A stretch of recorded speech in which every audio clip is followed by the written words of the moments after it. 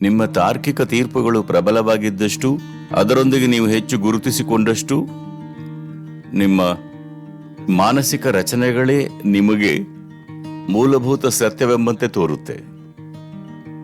ಮಾನವ ನರಳಾಟದ ಹೆಚ್ಚು ಕಮ್ಮಿ 90% ಇಷ್ಟೇ. ನಿಮ್ಮ ಮಾನಸಿಕ ನಾಟಕವನ್ನ ವಾಸ್ತವ ಅಂತ ತಪ್ಪು ತಿಳ್ಕೊಳ್ತೀರಿ. ನೋಡಿ, ಇದೇ ವಾಸ್ತವ ಅಸ್ತಿತ್ವ ಎಷ್ಟು ಸುಂದರವಾಗಿದೆ. ಆದ್ರೆ ಬಹುತೇಕ ಜನರು ಮನಸ್ಸಿನಲ್ಲಿ ಬದುಕುವ ಆಯ್ಕೆ ಮಾಡ್ತಾರೆ, ಯಾಕಂದ್ರೆ ಅವರು ಸಿದ್ಧಾಂತಗಳನ್ನ ಮಾಡಿಕೊಂಡಿದ್ದಾರೆ. ಈಗ ಅವರು ಎಲ್ಲಿ ಬದುಕ್ತಾರೆ ಅನ್ನೋದು ಒಂದು ಆಯ್ಕೆ ಕೂಡ ಅಲ್ಲ. ನೀವು ಈ ಭೂಮಿ ಮೇಲೆ ಬದುಕೋ ಸಮಯ ಬಂದಿದೆ. ಸೃಷ್ಟಿಯ ಎಲ್ಲ ಅಂಶಗಳಿಗೆ ಸಾಕಷ್ಟು ಗಮನ ಕೊಡಿ, ಆಗ ನೀವು ಅದರಲ್ಲಿ ಸೃಷ್ಟಿಯ ಮೂಲವನ್ನೇ ಗ್ರಹಿಸ್ತೀರಿ.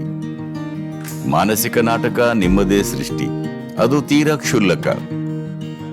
ಈ ಮೂಲಭೂತ ವಾಸ್ತವತೆಗೆ ಹೋಲಿಸಿದ್ರೆ ಇದನ್ನ ಆನಂದಿಸಿ.